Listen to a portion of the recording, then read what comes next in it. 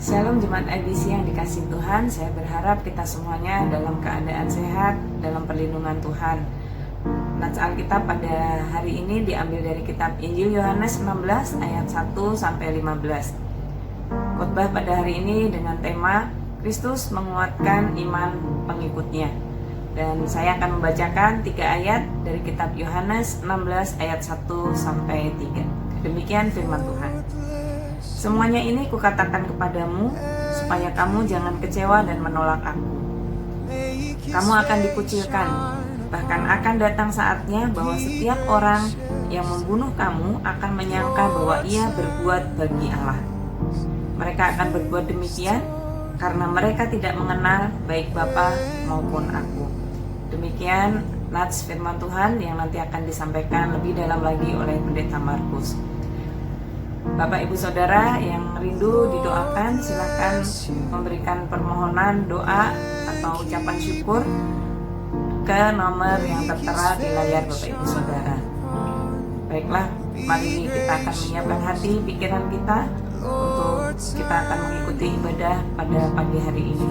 Selamat berbakti, Tuhan Yesus memberkati. Shalom, Bapak Ibu Saudara, Jemaat IBC yang dikasihi oleh Tuhan. Kita akan tiba saatnya ya, hari ini kita akan berbakti melalui ibadah online pada hari ini. Mari kita sama-sama menyiapkan hati kita sama-sama datang ke hadirat Tuhan dengan penuh ucapan syukur karena 1 minggu sudah kita lewati dengan baik. Mari kita akan berdoa Bapak Ibu Saudara. Tuhan Yesus, terima kasih Tuhan untuk kesempatan pada hari ini kami boleh datang kembali ke hadirat Tuhan melalui ibadah. Kami bersyukur Tuhan untuk hari demi hari yang sudah Tuhan berikan untuk kami. Kami bersyukur Tuhan untuk penyertaan Tuhan di dalam kehidupan kami. Kami mengucap syukur Tuhan untuk segala berkat, segala kasih karunia yang sudah Tuhan berikan. Kami juga mengucap syukur Tuhan untuk kesehatan dari setiap kami Tuhan yang sudah Tuhan berikan Tuhan. Kini kami mau datang, kami mau memuliakan nama Tuhan. Karena kami tahu Tuhan, Engkau Allah yang setia, Engkau Allah yang memenuhi semuanya di dalam kehidupan kami Tuhan. Terima kasih Tuhan, terima kasih. Biarlah firman-Mu digenapi Tuhan. Dan kami mau datang sungguh-sungguh ke hadirat-Mu. Mari Bapak Ibu Saudara, kita mau angkat sebuah pujian. Kita mau katakan bahwa hidup kami semua adalah menggenapi firman Tuhan di dalam kehidupan kami. Hidupku menggenapi firman-Mu, Kau mujizat sertai tiap langkahku. Kau bersamaku di dalamku, jadi bukti kebesaran-Mu.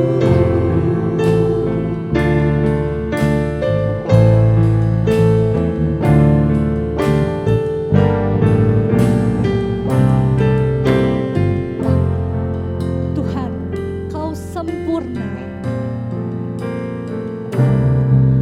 Tuhan, Kau sempurna dalam rencana-Mu dan karya-Mu. Ku serahkan hidupku, murnikan dengan Roh-Mu. Tuhan, Kau sempurna dalam rencana-Mu dan karya-Mu. Ku serahkan hidupku, murnikan dengan Roh-Mu. Hidupku menggenapi firman-Mu, tanda mujizat sertai tiap langkahku.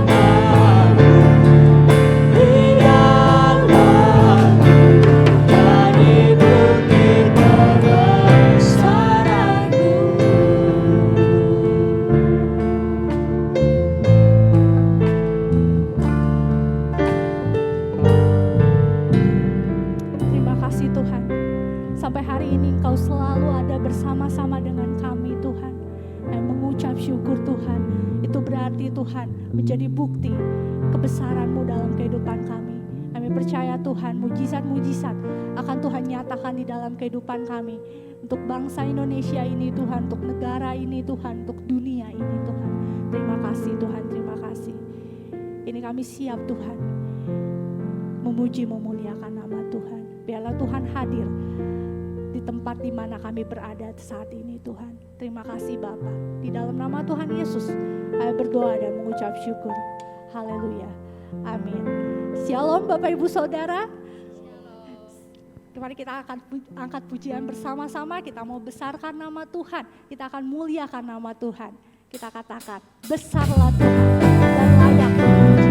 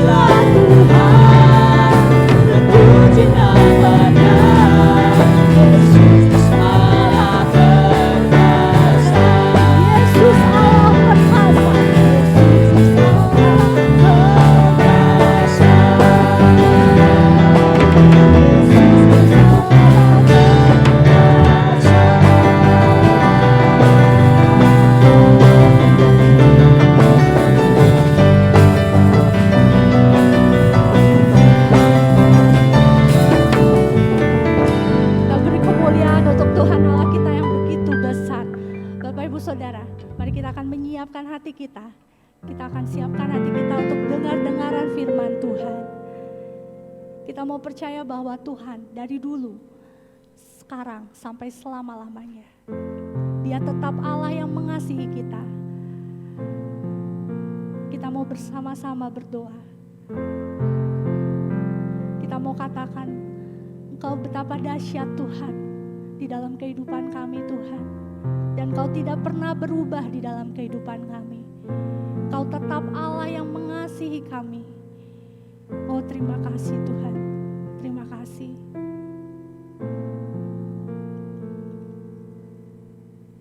Betapa dahsyat Engkau Tuhan, pencipta segala yang ada.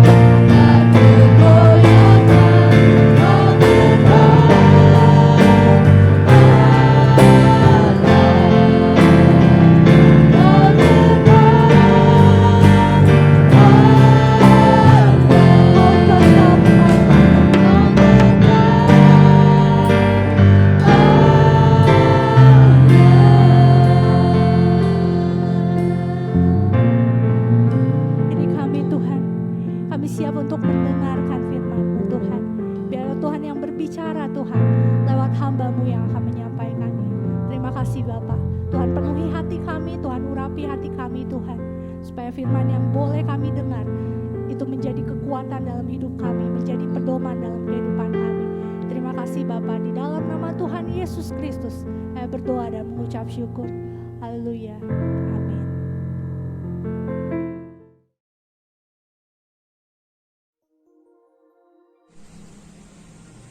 Shalom, selamat pagi Bapak dan Ibu dan saudara-saudara yang dikasihi oleh Tuhan kita Yesus Kristus. Selamat berjumpa di hari Sabat ini melalui ibadah online. Pagi ini kita akan belajar firman Tuhan dari kitab Injil Yohanes pasal 16. Dan saya memberikan tema Kristus menguatkan iman pengikut-pengikutnya. Tema ini saya ambil dari Injil Yohanes pasal 16 ayat 6 yang mengatakan, tetapi karena aku mengatakan hal itu kepadamu, sebab itu hatimu berduka cita. Tetapi karena aku mengatakan hal itu kepadamu, sebab itu hatiku berduka cita. Apa yang dikatakan oleh Tuhan Yesus sehingga mereka berduka cita? Saudara, ada banyak yang sudah dikatakan oleh Tuhan Yesus yang sesungguhnya membuat mereka berduka cita.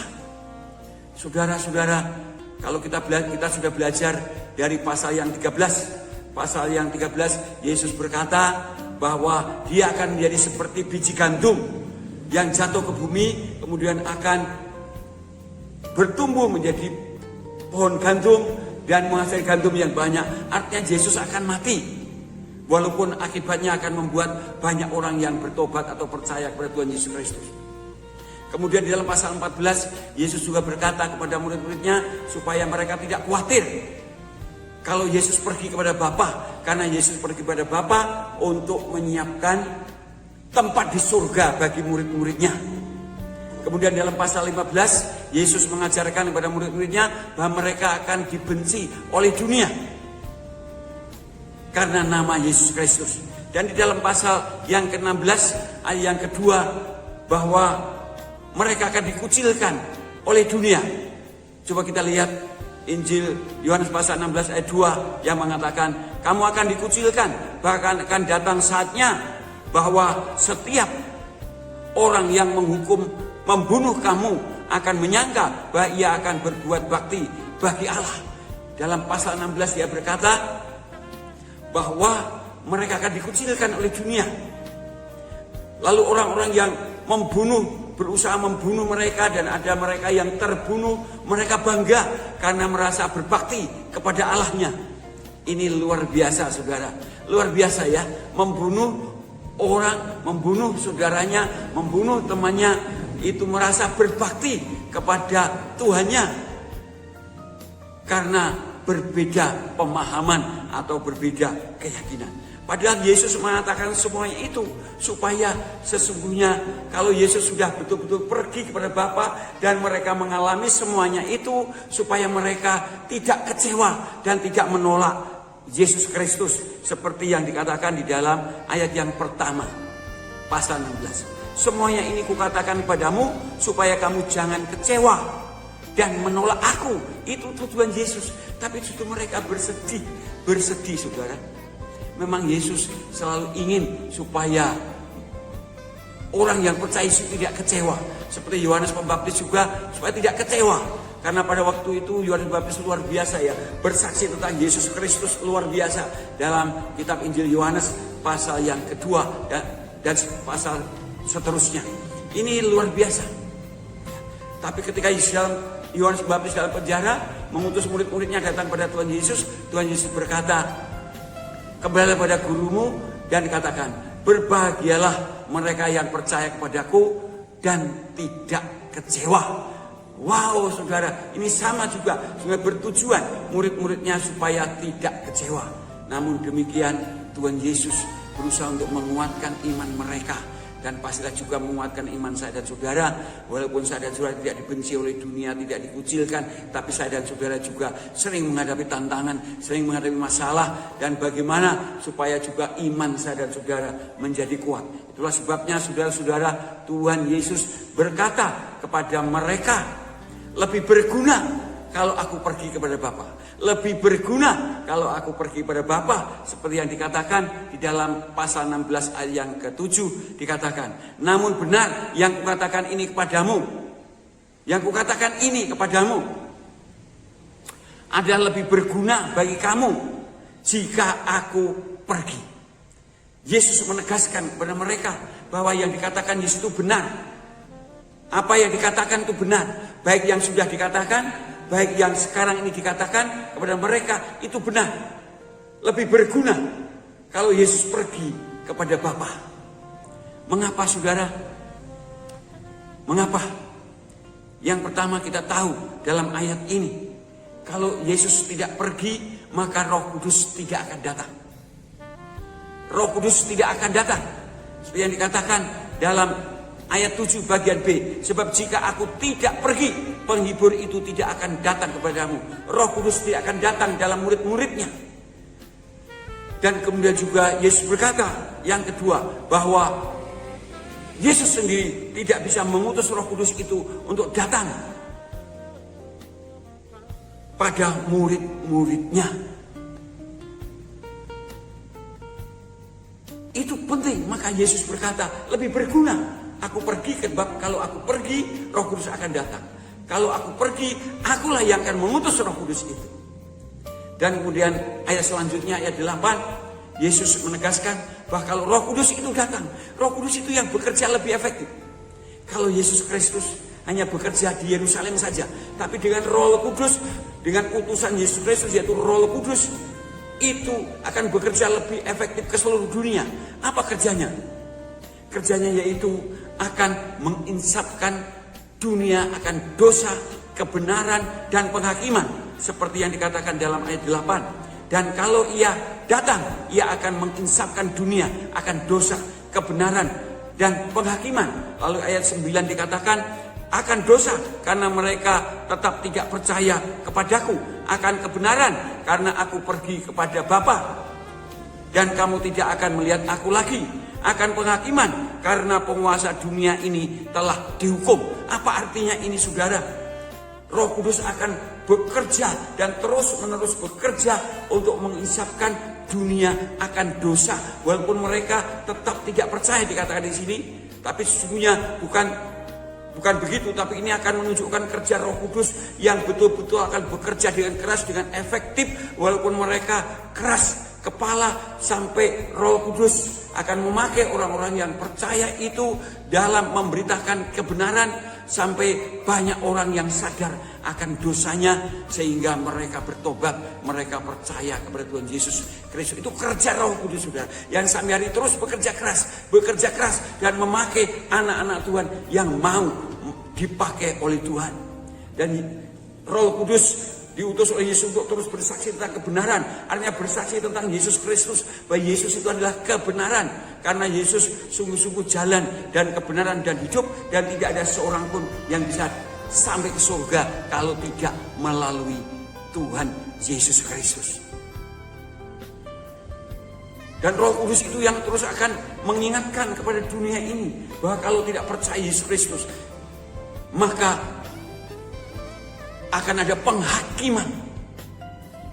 Akan ada penghakiman. Kalau sampai akhir hidupnya tidak percaya kepada Tuhan Yesus, mereka dihakimi, yaitu masuk ke dalam neraka. Itu pekerjaan Roh Kudus yang lebih efektif, akan bekerja di seluruh dunia. Tidak hanya itu saja, tapi ketika Roh Kudus datang, maka Roh Kudus akan memimpin. Roh Kudus akan memimpin orang percaya, murid-murid Yesus, termasuk dari saya dan saudara, untuk hidup dalam kebenaran. Mari kita perhatikan ayat yang ke-13. Tapi apabila ia datang, yaitu Roh kebenaran, ia akan memimpin kamu ke dalam seluruh kebenaran. Sebab ia akan berkata-kata, tidak akan berkata-kata dari dirinya sendiri, tapi segala sesuatu yang didengarnya itulah yang akan dikatakannya, dan ia akan memberitahukan kepadamu hal-hal yang akan datang. Dari ayat ini kita ada beberapa kebenaran. Yang pertama, bahwa Roh Kudus akan memimpin hidup orang-orang percaya, murid-murid Yesus, dan juga saya dan saudara untuk hidup di dalam kebenaran. Itulah sebabnya saya dan saudara, murid-murid Yesus, termasuk sampai saya dan saudara, akan terus dibentuk oleh Yesus Kristus untuk hidup dalam kebenaran, sehingga mereka, saya dan saudara, dan semua orang yang percaya kepada Tuhan Yesus Kristus akan dibentuk menjadi seperti Kristus. Karena hidup di dalam kebenaran. Itu Roh Kudus yang Tuhan akan bekerja dan bekerja supaya dan saudara hidup di dalam seluruh kebenaran Allah. Dan bukan hanya itu saja, tapi Roh Kudus akan memberitahukan pada kita hal-hal yang akan datang. Mari kita perhatikan ayat 13 bagian yang B, dan dikatakan, dan ia akan memberitakan kepadamu hal-hal yang akan datang. Memberitakan kepadamu hal-hal yang akan datang. Memberitakan, saya dan saudara bisa memberitakan hal-hal yang akan datang, yaitu bernubuat atau memberitakan apa yang dilihat, karena ada karunia penglihatan di dalam Roh Kudus itu. Bapak Ibu Saudara, saya pernah juga punya jemaat yang diberi karunia penglihatan, akhirnya bernubuat kepada saya. Ketika jemaat yang kami layani pada waktu itu memang terus menerus berdoa untuk memiliki gedung gereja di pinggir jalan raya, karena gedung gereja di tengah kampung itu susah sekali untuk menghadirkan orang datang, karena untuk mencarinya aja susah, memberi petunjuk ke gedung gereja juga susah, sehingga saya dan jemaat terus berdoa, saya menyerukan terus berdoa bagaimana gedung gereja itu dipindahkan ke pinggir jalan. Dan betul saudara, itu pindah ke pinggir jalan, dan sebelum pindah itu ada seorang bapak namanya Mbah Tir. Dia berkata kepada saya, Pak Pendeta Markus, gedung gereja itu nanti di situ, di pinggir jalan yang ramai. Itu pada waktu itu masih berbentuk sawah. Dia berkata itu di pertigaan. Kalau orang sini berkata huk. Dan itu terjadi saudara. Jadi batin itu diberi penglihatan oleh Tuhan, lalu bernubuat dengan saya bahwa gedung gereja itu ada di situ. Dan itu menjadi kenyataan. Itulah pekerjaan Roh Kudus saudara. Itu pekerjaan Roh Kudus. Kemudian yang keenam saudara, bahwa Roh Kudus akan memuliakan Yesus. Memuliakan Yesus saudara. Dikatakan ayat 14, ia akan memuliakan aku sebab ia akan memberitakan kepadamu apa yang diterimanya daripadaku. Roh Kudus itu akan bekerja dalam kehidupan orang percaya, supaya orang percaya itu terus memuliakan Yesus, karena akan memberitakan apa yang Yesus kehendaki. Ini sungguh luar biasa saudara. Terus sebabnya saya sering berkata saudara, seperti slogan teh botol sosro ya. Apapun, makan Anda, minumlah teh botol sosro. Apapun yang Anda katakan, Anda perbuat, Anda lakukan, Anda kerjakan, baik dalam pekerjaan, dalam hidup, dalam pelayanan, semuanya harus bertujuan supaya nama Allah dimuliakan. Seperti sekarang ini saya selalu mendorong saudara untuk dipakai Tuhan, bagaimana bisa mengutus banyak utusan Injil, supaya Injil diberitakan di mana-mana. Semua tujuannya hanya untuk memuliakan nama Tuhan. Tidak ada tujuan sedikit pun untuk gagah-gagahan. Untuk memuliakan nama Tuhan. Dan kemudian saudara, yang ketujuh, Roh Kudus akan memberitahukan pada kita atau murid-murid Yesus atau semua orang percaya, apapun yang Tuhan Yesus mau lakukan dalam hidup saya dan saudara. Kalau tadi memberitahukan hal-hal yang akan datang, bernubuat, saya pun bisa. Kalau di sini memberitahukan hal-hal apa yang harus saya dan saudara lakukan, hal-hal apa yang Anda harus terima sebagai berkat. Seperti yang dikatakan dalam ayat 15. Segala sesuatu yang Bapa punya adalah aku punya. Sebab itu aku berkata, ia akan memberitakan kepadamu apa yang diterimanya daripadaku. Perhatikan saudara, segala sesuatu yang Bapa punya adalah aku punya. Itulah yang nanti dikatakan Yesus sebelum naik ke surga juga. Segala bumi, surga, dunia dengan segala isinya ini sudah diserahkan oleh kepada Tuhan Yesus Kristus. Segala kuasa di bumi dan di surga itu. Supaya murid-murid Yesus pergi dan memberitakan Injil. Pergi menjadikan semua bangsa muridku. Di sini Yesus juga sudah berkata bahwa segala sesuatu yang Bapa punya adalah Tuhan Yesus punya.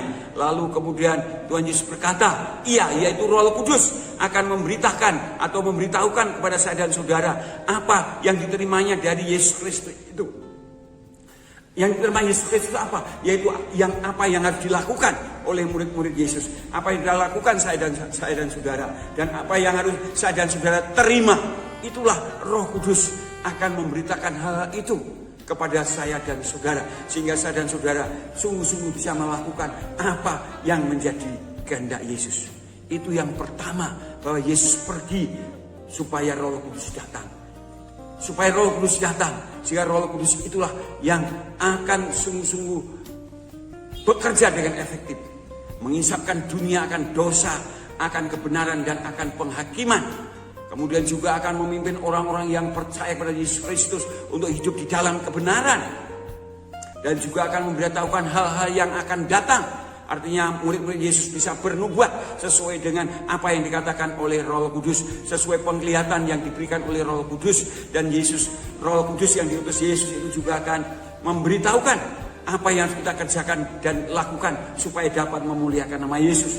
Tetapi yang kedua, Yesus berjanji bahwa duka cita itu akan berubah menjadi sukacita. Dan ayat 20, 21 dan 22 Yesus memberikan gambaran seperti seorang ibu yang mau melahirkan. Rasanya orang ibu yang mau melahirkan itu sakit saudara ya. Tapi nanti pengen lagi melahirkan saudara ya. Wow, ini luar biasa di gambaran. Seorang ibu yang mau melahirkan itu sakit sekali saudara. Tapi setelah melahirkan maka ibu itu penuh dengan sukacita.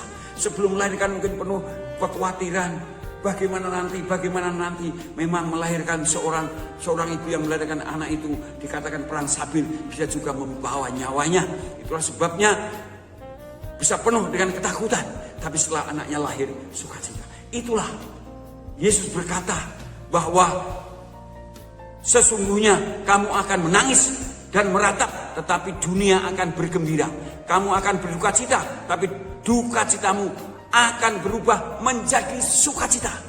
Duka citamu akan berubah menjadi sukacita. Dan Yesus beri gambaran ibu yang melahirkan tadi. Ini luar biasa saudara. Oleh sebab itu jangan takut ketika saudara menghadapi banyak tantangan. Karena di balik banyak tantangan itu, sehingga Tuhan akan mengubah menjadi sukacita. Karena Anda diberi kemenangan, karena berkat-berkat Tuhan juga akan datang kepada saudara dengan dahsyat dan dengan luar biasa.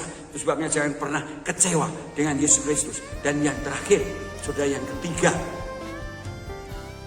bahwa Yesus berjanji untuk mengabulkan doa saya dan saudara. Seperti yang dikatakan dalam ayat yang 23. Dan pada hari itu, kamu tidak akan menanyakan apa-apa kepadaku. Aku berkata kepadamu, sesungguhnya segala sesuatu yang kamu minta kepada Bapa akan diberikannya kepadamu dalam namaku. Sampai sekarang kamu belum meminta sesuatu pun dalam namaku. Mintalah, maka kamu akan menerima supaya sukacitamu penuh. Supaya penuhlah sukacitamu. Ayat 23 dan 24. Ini luar biasa saudara. Yesus berjanji untuk menjawab doa-doa saya dan saudara. Ketika saya dan saudara berdoa di dalam nama Yesus, dan pastilah tujuannya untuk kemuliaan nama Yesus, dan Yesus berjanji menjawab doa saya dan saudara supaya sukacita saya dan saudara menjadi penuh. Haleluya saudara. Puji Tuhan. Yesus selalu akan menguatkan iman saya dan saudara karena Dia sudah naik ke surga dan Dia mengutus Roh Kudusnya supaya mengisapkan dunia akan dosa, supaya mengisapkan dunia akan kebenaran, akan penghakiman, supaya menuntun saya dan saudara sungguh-sungguh hidup di dalam kebenaran Allah, supaya saya dan saudara juga bisa dipakai oleh Tuhan untuk bernubuat atau memberitahu hal-hal yang akan datang, supaya saya dan saudara juga bisa melakukan apa yang menjadi kehendak Yesus. Kita bisa menerima berkat-berkat sesuai dengan kehendaknya Yesus. Dan kalau saya dan saudara menghadapi banyak tantangan pencobaan yang membuat kita sedih, berduka cita. Yesus berkuasa mengubahkan untuk menjadi sukacita yang penuh. Seperti seorang ibu yang melahirkan, yang awalnya sedih, tapi setelah bayi lahir itu menjadi penuh dengan sukacita, penuh dengan sukacita, karena seorang bayi telah datang dalam dunia. Dan Yesus berjanji untuk menjawab doa kita, asal doa kita benar-benar di dalam nama Yesus, dan tujuannya untuk kemuliaan nama Yesus Kristus. Haleluya, puji Tuhan. Firman Tuhan yang sudah menyegarkan jiwa kita, biarlah sungguh ini terjadi dalam hidup saya dan saudara. Karena itulah firman Allah, dan firman Allah itu pasti digenapi.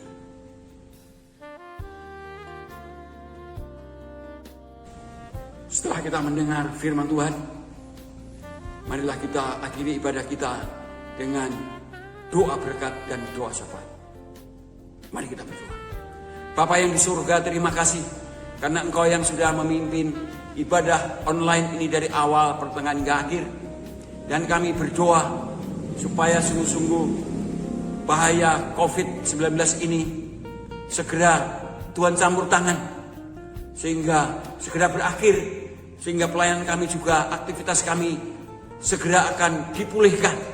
Apalagi kami juga perlu datang ke pos-pos cabang-cabang yang Tuhan percayakan kepada kami, baik itu di Semarang, baik itu yang di Pekanbaru, baik itu di Nias. Kiranya Tuhan sungguh akan menolong sehingga kami juga dapat melayani ke tempat-tempat yang lain ini dengan sukacita dan dengan penuh hikmat, menjadi berkat bagi mereka juga.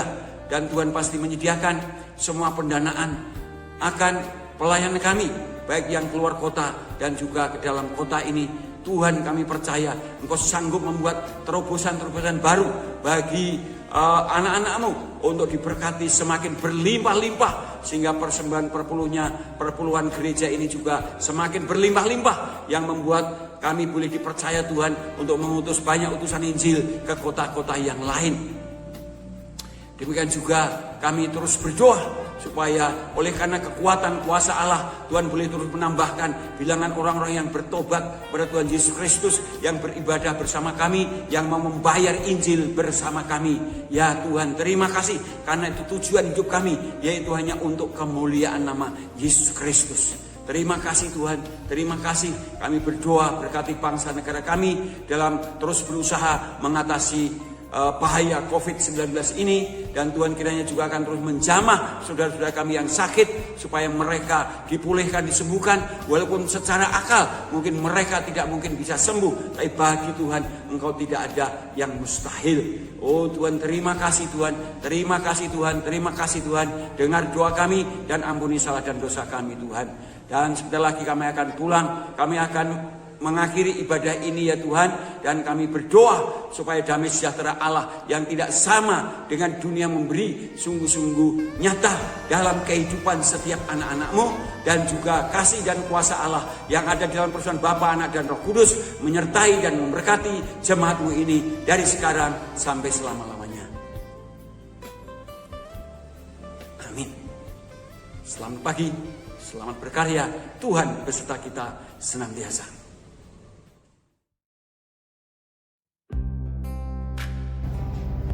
Shalom keluarga IBC, kiranya ibadah online pada pagi hari ini menjadi berkat bagi kita sekalian. Pada pagi hari ini saya akan menyampaikan IBC updates berkaitan dengan seputar kegiatan IBC. Yang pertama, IBC mengucapkan selamat ulang tahun kepada Bapak Ibu Saudara yang berulang tahun pada minggu ini atau pada bulan ini. Kiranya Tuhan memberkati. Yang kedua, update terus kerohanian kita setiap pagi dengan mengakses Embun Surgawi Renungan Pagi Keluarga IBC yang dirilis setiap hari pukul 5 pagi melalui YouTube channel atau WA Group. Berikutnya, bagi IBC Kids, jangan lupa untuk mengikuti ibadah secara online setiap hari Minggu pada jam 9 melalui YouTube channel IBC. Para orang tua diharapkan dapat mendampingi putra-putrinya dalam mengikuti sekolah minggu secara online. Bapak Ibu yang rindu untuk memberikan persembahan persepuluhan, dapat dimasukkan ke dalam kotak persembahan yang ada di gereja atau dapat melalui transfer ke nomor rekening yang tertera pada layar Bapak Ibu Saudara. Demikian IBC Updates pada hari ini. Biarlah kita semua senantiasa dalam keadaan sehat dalam perlindungan Tuhan kita Yesus Kristus. Selamat pagi Bapak Ibu, Tuhan Yesus memberkati kita senantiasa. Amin.